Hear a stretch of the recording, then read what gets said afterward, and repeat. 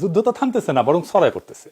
Atlantic council এই মাসে বলছে যে এই সংঘাত এখন আঞ্চলিক রূপ নিচ্ছে। আপনার হাতে যদি $35 থাকলে হয়নি, তাহলে আপনি যে এক কবার পারলেন, ভাই আমারে সোনা দেন, তো কারেন্সি বুঝতে হবে। বিটকয়েন নাম শুনেছেন না? এখন আমার ক্ষুদ্র ভাতার ভগিনীরা কবে, দাদা কই থেকে কই যাইতেছেন? আরে পাগলা, শুনলে লাভ আছে। আপনি একটা ক্রিপ্টো পেলে, একটা মাত্র ক্রিপ্টো, একটা ইউরোপে 1 বছর রাজার হালে থাকবে। যদি ক্রিপ্টো অ্যাকাউন্ট থাকে, ক্রিপ্টো অ্যাকাউন্ট থেকে ক্রিপ্টো যদি আপনি ব্যাংকে দেন, তাহলে ওই দিনের এক্সচেঞ্জ রেটে আপনি টাকা পাবেন, ইউরো পাবেন। আপনার সরাসরি বিমানের টিকিট কিনতে পারবেন, আপনি হোটেল বুকিং দিতে পারবেন ক্রিপ্টোতে, দুবাইতে জমি, ফ্ল্যাট, অ্যাপার্টমেন্ট, বাসা কিনতে পারবেন ক্রিপ্টো দিয়া। কিছুদিন আগে টেসলার গাড়ি, এই যে ইলন মাস্কের, ওটাও কেনা যায়।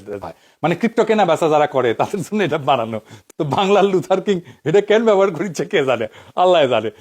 ইরানের সাথে আমেরিকার, ইসরায়েলের যে যুদ্ধ লাগছে, অনেকেই ভুল হিসাব করতেছে। কেউ ভাবতেছে ইরান ভেঙে পড়বে, কেউ ভাবতেছে কয়দিনেই শেষ। কিন্তু বাস্তবতা উল্টা, যুদ্ধ তো থামতেছে না, বরং ছড়ায় পড়তেছে। আটলান্টিক কাউন্সিল এই মাসে বলছে যে এই সংঘাত এখন আঞ্চলিক রূপ নিচ্ছে। আর রয়টার্স রিপোর্ট করেছে পরিস্থিতি আগের হিসাবের বাইরে চলে যেতেছে। নিউজ উইকের মতো পত্রিকা আলাপ হইতেছে যে তৃতীয় বিশ্বযুদ্ধ শুরু হয়ে যাইতে পারে। এই যুদ্ধ বিস্তৃত হইতেছে আর ট্রাম্পের কন্ট্রোলের বাইরে চলে গেছে। এখন প্রশ্ন একটাই, ইরান টিকে আছে কিভাবে? আজকের আলাপ এই প্রশ্নের উত্তর নিয়ে। আপনাদের মনে আছে না, ইরানে আমেরিকা আর ইসরায়েলে হামলা শুরু করলে কেউ কেউ কইছিল কয়দিনে উড়াই দিবে ইরানকে। কেউ কেউ কইছিল যে আর কত আছে, ইরানের মিসাইলে শেষ হয়ে যাবে। ইরান আর ইরাক হবে, সিরিয়া হবে, লিবিয়া হবে। বাংলাদেশের পররাষ্ট্র মন্ত্রণালয় ভাবিছিল জিতা পার্টির সাথে থাকি, জিতিচ্ছে যেহেতু আমেরিকা, তার সাথে থাকি। তাই ওয়াশিংটন আর মোদির ভাষায় বিবৃতি দিয়েছিল। আন্তর্জাতিক মানের প্রথম শ্রেণীর গেজেটেড ভালচিন গুলা বুঝে নাই ইরান ইরাক হইবে না, লিবিয়া হবে না। আপনাদের সবার মতো আমিও কলে অবাক হয়েছিলাম যে কেমনে ইরান টিকে আছে, কেমনে তার ইকোনমি চলতেছে স্যাংশনের মধ্যে দিয়া। আজকাল আলাপ ইরানের সেই অপ্রতিরোধ্য শক্তি তৈরির কথা। এটা আমার ক্ষুদ্র ভ্রাতার ভগিনীদের শিখাবে কিভাবে একটা প্রতিবন্ধকতা আসলে সেটাকে উতরায় যাওয়া যায়, সেটা তরিকা বের করতে হয়। আসেন শুরু করি, ইরানের সেই মহাশক্তির উৎস কি। আমাকে আলাপটা একটু পিছে থেকে শুরু করা লাগবে, আমাকে মাফ করবেন, মেলা বিষয় নিয়ে না আসলে এটা বোঝা যাবে না। আমেরিকা কেন শক্তিশালী, এটা নিয়ে আমি কয়দিন আগে একটা ভিডিও বানিয়েছিলাম, ভূগোল কিভাবে রাজনীতিকে প্রভাবিত করে, এটা দেখেছিলাম, তাই না? তো আমি আমার ভিডিওতে ইরানের ভূগোল নিয়ে কলে আলাপ করেছিলাম। ইরাকে স্থলপথে আক্রমণ করেছিল আমেরিকা, ইরান এটা সম্ভব না, এটা দেখাইছিলাম। এটা ইরানের রিলিফ ম্যাপ, মানে উঁচু নিচু পাহাড়, গভীরতা সব সহ স্থলপথে ইরানে আক্রমণ করা আজকের দিনে প্রায় অসম্ভব। ট্রাম্প বলছিল যে ইরানের স্থলপথে হামলা চালাবে, ইরান বলছে স্বাগতম। ইরান প্রাকৃতিকভাবে সুরক্ষিত ভূমি, 3 দিক দিয়ে দুর্গম পর্বতমালা দিয়ে ঘেরা এক প্রাকৃতিক দুর্গ। আজকের দিনে ইরানের স্থলপথে আক্রমণ প্রায় অসম্ভব একটা কাজ। ইরান বলতেছে এই স্থলপথে আক্রমণ করলে ইরান করবে আহো ভাতিজা আহো। আলেকজান্ডারের টাইমে ঘোড়া টোড়া নিয়ে ট্রাই করলে স্থলপথে আক্রমণ সম্ভব হলেনি, তাছাড়া সম্ভব না। আর আজকের দিনে যুদ্ধ করা, যুদ্ধাস্ত্র বানানো মানে টাকা, টাকা, এক টাকা, প্রচুর টাকা লাগে যুদ্ধ করতে। মিসাইল মারতেছে ইরান, শেষ হইতেছে না। এত মিসাইল কুটি থেকে আসিছে, টাকা পেয়েছে কোথায়? এটা টাকা কই পেলো? এইরকম স্যাংশন, সে তো তেল বেচতে পারতেছে না। এই মিসাইল ইম্পোর্ট করে নাই, নিজেরা বানাইছে। কেমনে বানাইছে, টাকা কই পেয়েছে? এই যুদ্ধের ভবিষ্যৎ নিয়ে আমেরিকানরা কি কইতেছে দেখেন। ইংরেজি যেহেতু কইছে তাহলে ঠিকই কইছে, তাই না? বাংলায় করলে হয় যে 2 সপ্তাহ বেশি সময় ধরে ধারাবাহিক বোমা বর্ষণের পর নতুন মার্কিন গোয়েন্দা তথ্য ইঙ্গিত দিতেছে যে ইরানের শাসন ব্যবস্থা এখন আগের চেয়ে বেশি করে ক্ষমতা কেন্দ্রীভূত করেছে। এটা ভেঙে পড়ার সম্ভাবনা কম এবং আগের তুলনায় আরো কঠোরপন্থী একটা নেতৃত্ব গোষ্ঠী দিয়ে পরিচালিত হইতেছে। ওয়াশিংটন পোস্টে একই কথা কইছিল, আমেরিকা যে হারিচ্ছে ইরানে, কারণ আমেরিকা যেটা সবচেয়ে বড় শক্তি ছিল সেটা তার বিরুদ্ধে কাজ করতেছে। কেমনে? আমেরিকার হয়েছে হাসিনা দশা, বঙ্গবল্টু আর মুক্তিযুদ্ধের চেতনা করতে করতে ফেদলা পেরে দিছে। আর গাট্টি বোসকা নিয়ে করতে করতে যে হাসিনা গাট্টি বোসকা নিয়ে যেমনি পলাইছে ইন্ডিয়া, তেমনি আমেরিকা ডলার নিয়ে রাজধানী করতে গিয়ে মারাটা খাইলো। এটা বোঝা দরকার আমাদের সকলের, তাইলে ইরানের শক্তির পুরো ব্যাপারটা পরিষ্কার হয়ে যাবে। একটু পিছন থেকে শুরু করতে করা লাগতেছে, তাছাড়া বোঝা কঠিন হবে। আমরা তো ভূগোল দিয়া বুঝেছি আমেরিকার শক্তির উৎস, কিন্তু আর একটা শক্তির উৎস আছে। সেই শক্তির উৎসটা আসলে কি? এক সময় আমেরিকার ডলার কলে কাগজ ছিল না, সোনা ছিল, সোনা। মানে আপনার হাতে যদি $35 থাকলে হয়নি, তাহলে আপনি যে এক কবার পারলেন, ভাই আমারে সোনা দেন, আর $35 আপনি 2.5 ভরি সোনা পেতেন। 2.5 ভরি $35। এটা বলা হয়তো গোল্ড স্ট্যান্ডার্ড। গোল্ড স্ট্যান্ডার্ড কথাটা ওইটি থেকে আসিছে। আমেরিকা সোনা জমা রেখা ডলার ছাপাইতো। তখন অন্য রাষ্ট্রগুলো তাদের মুদ্রা ডলারের সাথে বেঁধে নিল। মানে কি দাঁড়াইলো? পুরা পৃথিবী সোনার বদলে ডলার ব্যবহার করতেছে, আর ডলারের পেছনে আছে আমেরিকার সোনা। খুব শুনতে সিস্টেম লাগতেছে না, সুশৃঙ্খল লাগিচ্ছে, তাই না? মেলা একটা চমৎকার সিস্টেম। কিন্তু সমস্যা শুরু হইলে এখানে, আমেরিকার তো খেসলত খারাপ, তার খালি যুদ্ধ কুরকুরায়। তা আমেরিকা যুদ্ধ করতে গেল ভিয়েতনামে, প্রচুর খরচা, সে ডলার চাপাচ্ছে অনেক, কিন্তু সোনা সোনা তো আর বানাবার পারিচ্ছে না, এটা তো চাপানো যায় না। তো পৃথিবীতে ডলার বাড়তেছে, কিন্তু এই ডলারের পেছনে সোনা বাড়তেছে না। মানে ডলার মিয়াকে সোনা মিয়া বানাইছে, আর সোনা মিয়াকে ডলার মিয়া বানাইছে, মাঝখান থেকে সোনা ডলার হয়ে গেছে। সেই টাইমে ফ্রান্স তার প্রচুর সোনা রেখেছিল, আমেরিকা ডলার নিছিল। তো চার্লস দা গল ও এসে কইল যে আমরা ডলার না সোনা চাই। ফ্রান্স জাহাজ পাঠাইলো আমেরিকার ডলার দিয়ে সোনা নিতে, একটা দুইটা না, বারে বারে পাঠাইলো। আমেরিকা থেকে সোনা বের হইতে থাকলো, ফ্রান্সে আসতে থাকলো। এখন আমেরিকা বুঝলো এভাবে চললে তো আমাদের হাতে হারিকেন। তখন নিক্সন 1971 সালে এক রাতে টেলিভিশন এসে কইল, আমরা সাময়িকভাবে ডলারকে আর সোনায় রূপান্তর করতেছি না, এটা আবার ঠিক হয়ে যাবে পরে। তো এটা সাময়িক করলো, কিন্তু সেটা আর কখনো ঠিক হইলো না। এই এক সিদ্ধান্তে ডলার আর সোনার সম্পর্ক শেষ। ডলার আর সোনার সুখের সংসারে আসিল ভাঙ্গন। সানায়ের করুণ সুর বাজবে রিটার সাহেবেরা, ডলারের সাথে বিচ্ছেদ হইল সোনার। এরপর কি হইল? এরপর ডলার হয়ে গেল কাগজ, যার পিছে সোনা নাই, আছে শুধু বিশ্বাস। আপনি আজকে যে $100 হাতে ধরেন, সেটা আসলে সোনা না, এটার বিশ্বাস যে আমেরিকা শক্তিশালী থাকবে, তার অর্থনীতি থাকবে, তার সেনাবাহিনী থাকবে, তার আর পৃথিবী সেই ডলার মাইনা চলবে, ডলারের কর্তৃত্ব মাইনা চলবে। এই জন্যই আজ ডলার শুধু মুদ্রা না, এটা ক্ষমতা আর রাজনীতি, এটা একটা গ্লোবাল কন্ট্রোল সিস্টেম। একটা সময় মানুষ সোনার উপর ভরসা করত, আজ মানুষ ভরসা করে একটা দেশের উপরে, সেটা আমেরিকা। অনেকেই কয় আমেরিকা কেন যুদ্ধ করে খালি খালি? এই যুদ্ধের কারণ হইতেছে ডলারের মাতব্বরি টিকায় রাখা, বুঝেছেন? এটাই আমেরিকার মূল শক্তি। তার সামরিক শক্তি মূল শক্তি না, তার ডলার মূল শক্তি। কিন্তু গোল্ড স্ট্যান্ডার্ডের সাথে আলাদা করে ফেলায় ডলার কোলাপস করে 71-এর পরে। ডলারের দাম ধুর ধুর ধুর ধুর ধুর ধুর করে কমতে থাকে, কেউ বুঝে না, ধাই ধাই ধাই ধাই করে পড়তে শুরু করে। তখন আমেরিকা কি করলো? ডলারকে বাঁচাইতে একটা চমৎকার কাজ করলো। কি সেটা?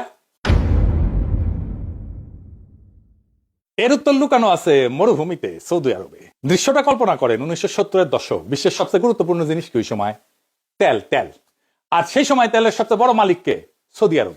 1973 সালে আমেরিকার সৌদি আরবের মধ্যে একটা চুক্তি হয়। আমেরিকা কইল যে আমরা আপনাদের নিরাপত্তা দেব, মহারাজা, অস্ত্র দেব, রাজনৈতিক সাপোর্ট দেব, আর আপনি সৌদি আরব আপনার বিনিময়ে, আর সৌদি আরব আপনি কি করবেন? আপনি তেল বেচবেন ডলারে, আর সেই ডলার যে পাবেন, সেই ডলার আমেরিকার বিনিয়োগ করবেন, আমেরিকার বন্ড কিনবেন। মানে আমেরিকান বন্ড কিনবে সৌদি আরব ডলার দিয়া। বাংলাদেশে যেমন প্রাইস বন্ড আছে না পাবলিকের জন্য, সেরকম আমেরিকা বিভিন্ন রাষ্ট্রের জন্য বন্ড ছাপে, এগুলোকে বলে সভারেন বন্ড। সেগুলো আবার নানা রাষ্ট্র কিনেও। চায়না প্রচুর কিনে রাখছে, সৌদি আরব তো কিনেই, বাংলাদেশ সকলে কিনে। হ্যাঁ, এই যে সিস্টেমটা তৈরি হইল, পেট্রোল বেচবে ডলারে, এটারই বলা হয় পেট্রো ডলার সিস্টেম। শুনেছেন না? এটাই সেই জিনিস। এটার মানে পৃথিবীর যেই দেশি তেল কিনতে যায়, তাকে আগে ডলার জোগাড় করতে হয়, তাই না? ডলার চায় সবাই, সবাই ডলার রাখতে বাধ্য হয়। ডলার আবার একটা অ্যাঙ্কর কারেন্সি হয়ে গেল। অ্যাঙ্কর কারেন্সি মানে সেই কারেন্সি যার বিপরীতে সব দেশের মুদ্রার মান বা টাকার মান ঠিক করা হবে। বাংলাদেশের টাকা কতটা শক্তিশালী এটা বোঝার জন্য আমরা কি করি? আমরা $1 কিনতে কত টাকা লাগে সেটা দেখি, তাই না? ইন্ডিয়াও দেখে কয় রুপি লাগলো, এমনকি ইংল্যান্ডও দেখে কয় পাউন্ড লাগলো $1 কেনার জন্য। এটাই হইতেছে অ্যাঙ্কর কারেন্সি। আগে অ্যাঙ্কর কারেন্সি ছিল সোনা, এখন অ্যাঙ্কর কারেন্সি হইল তেল। আর সোনা হারানোর পরে আমেরিকা তেলকে ব্যবহার করলো ডলারের জন্য একটা কৃত্রিম গ্লোবাল ডিমান্ড তৈরি করার কাজে। এটারই বলা হয় গ্লোবাল পেট্রো ডলার সিস্টেম। শুধু পেট্রো ডলারই না, এর সাথে বাণিজ্য নিষেধাজ্ঞা একটা ক্ষমতা আমেরিকার ক্ষমতাকে আরেক ধাপ আগায় দেয়। এবার আসেন দেখি যে আমেরিকা বাণিজ্য নিষেধাজ্ঞা দেয়, এটা কিভাবে দেয়, স্যাংশন দেয়, এটা কেমনে দেয়। পৃথিবীর সব ব্যাংক সরাসরি একে অন্যকে টাকা পাঠায় না, আগে একটা মেসেজ পাঠায়, এই অ্যাকাউন্ট থেকে ওই অ্যাকাউন্টে টাকা দাও। এই যে মেসেজ পাঠানোর নেটওয়ার্ক, এই নেটওয়ার্ককে বলে সুইফট। বিশ্বের বেশিরভাগ বড় লেনদেন হয় সুইফট। মানে আপনি আন্তর্জাতিক বাণিজ্য করতে গেলে ডলার লাগবে, আর সেই ডলার পাঠাইতে সুইফট লাগবে, বুঝেছাও? এখন যদি আপনাকে সুইফট থেকে বের করে দেওয়া হয়, আপনি টাকা পাঠাতে পারবেন না, ডলার ব্যবহার করতে পারবেন থাকলেও পারবেন না, আন্তর্জাতিক বাণিজ্য প্রায় বন্ধ হয়ে যাবে। আমেরিকা কলে সুইফটের সরাসরি মালিক না, কিন্তু ডলার আর তার ফাইন্যান্সিয়াল সিস্টেম সে নিয়ন্ত্রণ করে আমেরিকা। তাই ডলার ব্যবহার করতে চাইলে আমার নিয়ম মানতে হবে, এটা হচ্ছে আমেরিকার কথা। ইরানরা সুইফট থেকে বের করে দিছে, নাম কাটা গেছে ওইটি থেকে, তাই তেল বিক্রি করতে পারে না। আংশিক কাটা গেছে রাশিয়ার, ব্যাংকিং সিস্টেম চাপে আছে রাশিয়ার। আমেরিকা প্রথমে ডলারের ব্যবহারের পথ বন্ধ করে তারপর সুইফটের অ্যাক্সেস কেটে দেয়, ফলে সেই দেশ বিশ্ব অর্থনীতি থেকে কার্যত বিচ্ছিন্ন হয়ে যায়। ইরান তাই তেল বিক্রি করতে পারে না, কিন্তু ইরানের টাকার অভাব হইল না। কেন? তার টাকাই টাকা, প্রচুর টাকা। এই আয় করা ঠেকাইতে পারলো না আমেরিকা। আপনারা তো জানেন না যে ইরানের কলে প্রচুর টাকা। তাহলে ইরান কি অভিনব কাজ করলো যে আমেরিকা চোদনা হয়ে বসে থাকা ছাড়া আর কোনো উপায় থাকলো না? কেমনে পাইলো এই টাকা? আসেন সেই গল্প করি, এখন আসল জায়গায় আসিছি, আসেন সেটা বুঝে দেখি।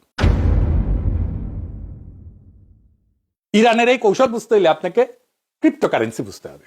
বিটকয়েন নাম শুনেছেন না? এখন আমার ক্ষুদ্র ভাতার ভগিনীরা কবে, দাদা কই থেকে কই যাইতেছেন? আরে পাগলা, শুনলে লাভ আছে, মাথায় ব্যাপক ফকফকা হয়ে যাবে, সবকিছু বুঝবার পাবে। ক্রিপ্টোকয়েন কি? সোনা দানা মণি মুক্তা সম্পত্তি জায়গা, এগুলো আমাদের সম্পদ, তাই না? এই ক্রিপ্টোকারেন্সি একটা সম্পদ। আমাদের দেশে বৈধ নাম, কিন্তু পৃথিবীর অনেক দেশে এটা বৈধ। ফ্রান্সে তো বৈধই, ইউরোপে বৈধ, ইরানে বৈধ। এটা আসলে কি? এটা একটা ডিজিটাল কারেন্সি বা টাকা, যে কারেন্সি বা টাকা কোনো সরকার ছাপায় না, এর উপরে সরকারের কোনো নিয়ন্ত্রণ নাই। আপনি এই ক্রিপ্টো দিয়া নর্মাল ব্যাংকিং চ্যানেলের বাইরে আপনার লেনা দেনা করতে পারবেন। অনেক দেশে ক্রিপ্টো বৈধ, সরকার ছাপাইতেছে না, কিন্তু একটা প্যারালাল সিস্টেম দাঁড়ায় গেছে আর্থিক খাতে, যেটা ব্যাংকে পাত্তা দেয় না। আপনি ক্রিপ্টো দিয়া সরাসরি কিনতেও পারবেন, ক্রিপ্টো পেমেন্ট করিয়া। আবার ক্রিপ্টোকে ক্যাশে কনভার্ট করতে পারবেন, ব্যাংকে জমা দিয়ে টাকা পাবেন। মানে ফ্রান্সে আপনি পাবেন, আপনি যদি ক্রিপ্টো অ্যাকাউন্ট থাকে, ক্রিপ্টো অ্যাকাউন্ট থেকে ক্রিপ্টো যদি আপনি ব্যাংকে দেন, তাহলে ওই দিনের এক্সচেঞ্জ রেটে আপনি টাকা পাবেন, ইউরো পাবেন। আপনি সরাসরি বিমানের টিকিট কিনতে পারবেন, আপনি হোটেল বুকিং দিতে পারবেন ক্রিপ্টোতে, দুবাইতে জমি, ফ্ল্যাট, অ্যাপার্টমেন্ট, বাসা কিনতে পারবেন ক্রিপ্টো দিয়া। কিছুদিন আগে টেসলার গাড়ি, এই যে ইলন মাস্কের, ওটাও কেনা যায়, পরে বন্ধ করে দিচ্ছে অবশ্য। তো এই ক্রিপ্টোটা আসলো কিভাবে? ক্রিপ্টো কেমনে তৈরি হয়? 2008 সালে সারা দুনিয়া অর্থনৈতিক সংকট হয়। সেই সময় বড় বড় ব্যাংক ধসে পড়ে, ব্যাংকগুলো আস্থা হারায়, মানুষ তাদের সঞ্চয় হারায়, এবং খুব একটা বড় প্রশ্ন উঠে আসে, আমরা কি এরকম একটা অর্থ ব্যবস্থা তৈরি করতে পারি যেখানে ব্যাংকের উপরে নির্ভর করতে হবে না, আমাদের টাকা তেজপাতা হয়ে যাবে না? একজন জাপানি, নাম হইতেছে, লিখে দেন এডিটর সাহেব পাশে, তাকে ওর নাম মতে আসি, না না, এটা না মজা করলে, ওর নাম হইতেছে সাতোশি নাকামোতো। এই সাতোশি নাকামোতো এই নামে কেউ আসলে ছিল কিনা, এটা অনেক বিতর্ক আছে। অনেকে কয় এই নামে কেউ ছিল না, এটা গ্রুপের নাম, এটা একটা গুপ্ত নাম আর কি, গুপ্ত বুঝি চাও, সব জায়গাতে গুপ্ত আছে। তো উনি প্রস্তাব দিচ্ছে যে এমন একটা ব্যবস্থা করা হোক যেখানে দুইজন মানুষ সরাসরি একে অন্যকে টাকা পাঠাতে পারবে, এক্সচেঞ্জ হবে, মাঝখানে কোনো ব্যাংক থাকবে না। তো 2009 সালে তিনি প্রথম বিটকয়েন চালু করেন। তো টাকা ধরেন ব্যাংকে ছাপায়, তাহলে বিটকয়েন কে বানায়? বিটকয়েন তৈরি হয় কম্পিউটারে, ম্যাথমেটিক্স, গণিত আর প্রতিযোগিতার মাধ্যমে। এখানে কেউ টাকা ছাপে না, বরং মানুষ নিজের কম্পিউটার ব্যবহার করিয়া নতুন বিটকয়েন অর্জন করে, আর্ন করে। এই প্রক্রিয়াটাকে বলা হয় মাইনিং। খনির মাইনিং। তো এটা কেমনে কাজ করে এটা বুঝে বলি। ধরেন আপনি কাউকে বিটকয়েন পাঠাইতেছেন, আপনি আপনার ডিজিটাল ওয়ালেট থাকে, ওখানে বিটকয়েন জমা থাকে, এই লেনদেনটা শুরু করলেন। এই তথ্যটা পুরো নেটওয়ার্কে ছড়ায় যায়, তারপর নেটওয়ার্কের কম্পিউটারগুলো এই লেনদেন যাচাই করে, যাচাই হয়ে গেলে এটা একটা ব্লকে যুক্ত হয়ে যায়, এবং এটা একটা চেন তৈরি করে, ব্লক চেনে স্থায়ীভাবে সংরক্ষিত হয়। এই পুরো প্রক্রিয়ায় কোনো ব্যাংক নাই, কোনো মধ্যস্থতাকারী নাই, শুধু প্রযুক্তি আর নেটওয়ার্ক। এটা আরেকটু বুঝে দেখি, মানে এই যে ব্লক চেন, এই জিনিসগুলো একটু বুঝতে বোধহয় সমস্যা হয়েছে, তাই না? আচ্ছা, আরেকটু বুঝে দেখি এটা। আমরা তো দেখলাম যে বিটকয়েন তৈরি করার পদ্ধতিকে বলে মাইনিং। এই কাজটা অনেকটা লেনদেন ভেরিফাই করার মতো। অ্যাকাউন্টেন্ট যে কাজটা করে, অডিট যে কাজটা করে, ওই রকম। উইকিপিডিয়ায় যেমন অনেকে মিলে কাজ করে না একটা পাতা তৈরি করতে, তারপরে ভেরিফাই করে, এটা অনেকটা এইরকম। আপনি যদি কাউরে একটা ক্রিপ্টো দেন বা লেনদেন করেন, এটা কে ভেরিফাই করবে? এই মাইনাররা ভেরিফাই করে, যারা ক্রিপ্টো মাইনিং করে, যারা ক্রিপ্টো আর্ন করে।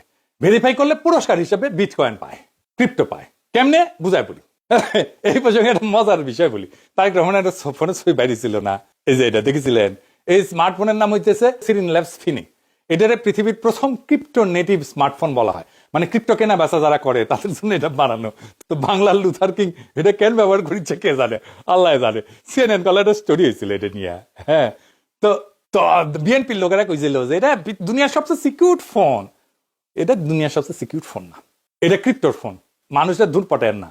সাধারণ মানুষের জন্য সবচেয়ে সিকিউর ফোন আইফোন, তারপরে লিব্রেম 5, আর রাষ্ট্রপ্রধানরা ইউজ করে সেক্টরা এইজ বা টেওরেম।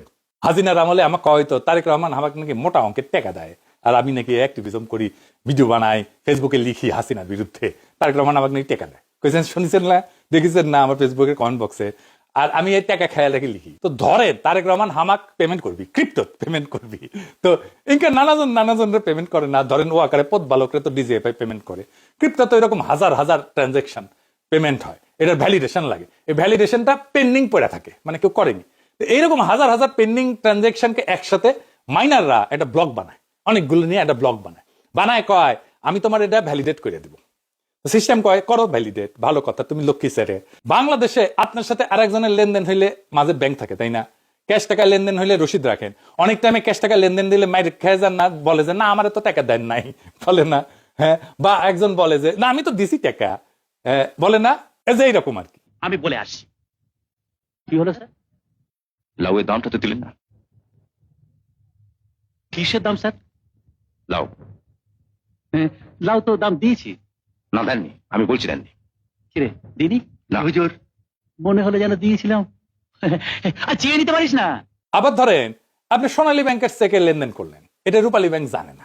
এই ক্রিপ্টোর লেনদেন সবাই জানে। তো অনেকগুলো ট্রানজাকশন মিলে একটা ব্লক করছিল, বলছিল আমি এটা ভ্যালিডেট করবো। এটা ভ্যালিডেট করে দিলে এটা চেইনে যুক্ত হয়ে যায়, এটারই বলে ব্লক চেইন। বোঝা গেছে? ভ্যালিডেটেড লেনদেনকে ব্লক চেইন বলে। তো কেমনে এটা ভেরিফাই করে? প্রত্যেকটা ব্লকের একটা ভ্যালিডেট করার কন্ডিশন থাকে, মাইনারকে সেই কন্ডিশন খুঁজে বের করতে হয় ননস দিয়া। ননস হইতেছে মাইন্ডসেট ইনপুট। ধরেন ননসে লিখলো হ্যালো, আউটপুট আসলে সিস্টেম এরকম এরকমই আসে আসলে, অনেকগুলো অক্ষর হিজিবিজি হিজিবিজি হিজিবিজি হিজিবিজি হিজিবিজি। তো মাইনিং এ ব্লক তৈরি করলো, তার সাথে ননস দিল, ইনপুট দিল, তাইলে এরকম একটা হ্যাশ বেরোয়, এই যে এরকম হিজিবিজি হিজিবিজি হ্যাশ বেরোয়। তারপরে চেক করে এই হ্যাশ কি এই ব্লকের জন্য কন্ডিশন কি মেনে চলে। যদি ধরেন কন্ডিশন হইলো, বললো কন্ডিশন, অনেকগুলো কন্ডিশন থাকে, তার মধ্যে বললো যে এটা যে হ্যাশ বেরোবে তার সামনে শূন্য শূন্য শূন্য থাকতে হবে।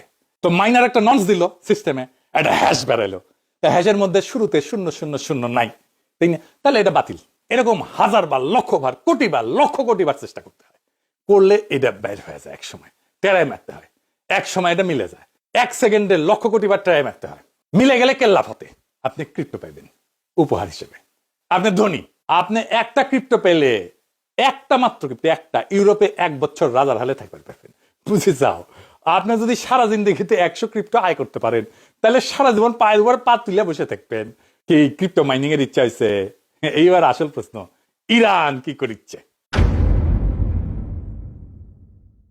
এই মাইনিং সহজ না, বিশাল পাওয়ারফুল কম্পিউটার লাগে, প্রচুর এনার্জি লাগে, এটা একা একা করা যায় না, অনেকে মিলে করা লাগে, খুব ফাস্ট কম্পিউটার লাগে। ইরান করতেছে কি, ও তেল দিয়া ইলেকট্রিসিটি বানায়, আর ওই ইলেকট্রিসিটি ওই এনার্জি দিয়ে ক্রিপ্টো মাইনিং করে সরকারিভাবে, সরকারি প্রণোদনায়। এবং সেই কারণে ইরান একটা ক্রিপ্টো বানাতে খরচা দুনিয়াতে সবচেয়ে কম, $1320 একটা ক্রিপ্টো বানায়, আর বেচে $68,000 দিয়ে। এখন বাজারে $68,000 দাম একটা ক্রিপ্টো।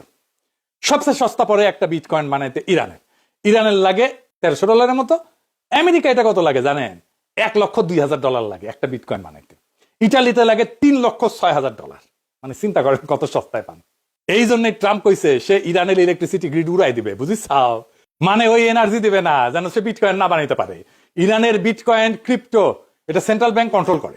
ইরানের ক্রিপ্টো ইকোনমির সাইজ $10 বিলিয়ন, দেখিছাও? এর মধ্যে ইরান আবার কইছে চাইনিজ মুদ্রায় তেল পেমেন্ট করলে হরমুজ দিয়ে জাহাজ যাইতে দিবে। এমনিতে যুদ্ধের খরচা, তার উপরে ডলার তেজপাতা হয়ে যাইতেছে। ট্রাম্প পরিছে কঠিন গাড্ডায়। এই গাড্ডা থেকে ওঠার উপায় আছে কিনা আমেরিকার আল্লাহ জানেন। আমার মনে হয় না খুব সহজে গাড্ডা থেকে উঠতে পারবে। আমেরিকা চলে ডালে ডালে, ইরান পাতায় পাতায় চলিছে, দেখিছেন? এই যুদ্ধ শুধু মিসাইলের যুদ্ধ না, এটা সিস্টেমের যুদ্ধ। একদিকে আছে একটা শক্তি যে ডলার দিয়ে দুনিয়া চালায়, নিয়ম বানায়, আর না মানলে সুইচ অফ করে দেয়। আর আরেকদিকে একটা রাষ্ট্র আসে যে সিস্টেমের ভেতরে থেকেও তার ফাঁক খুঁজে বের করে নেয়। তেল বন্ধ, অন্য পথে বিক্রি, ব্যাংক বন্ধ, বিকল্প লেনদেন, ডলার বন্ধ, নতুন সম্পদ, নতুন নেটওয়ার্ক। এটাই ইরানের আসল শক্তি, মিসাইল না, মানায় নেওয়ার ক্ষমতা। এখানে ভুল করে আমাদের মতো রাষ্ট্রগুলা, আমরা ভাবি কার সাথে থাকবো, জেতা পার্টির সাথে থাকি। ইরান প্রশ্নটা বদলাই দিছে, কিভাবে টিকে থাকবো। যে রাষ্ট্র এই প্রশ্নের উত্তর জানে তারে হারানো সহজ না। যারা এখনো ভাবে বড় শক্তির ছায়া থাকলে বাঁচবো, তাদের জন্য ইতিহাসের উত্তর খুব কঠিন। বড় শক্তি কখনো কাউরে বাঁচায় না, শুধু ব্যবহার করে। আজকে ইরান ইসরায়েল আমেরিকার যুদ্ধ যদি আমাদেরকে কিছু শেখায়, তাহলে এটা হইতেছে শক্তি মানে শুধু ক্ষমতা না, শক্তি মানে বিকল্প তৈরি করার সাহস। এটাই পৃথিবী বদলাইতেছে।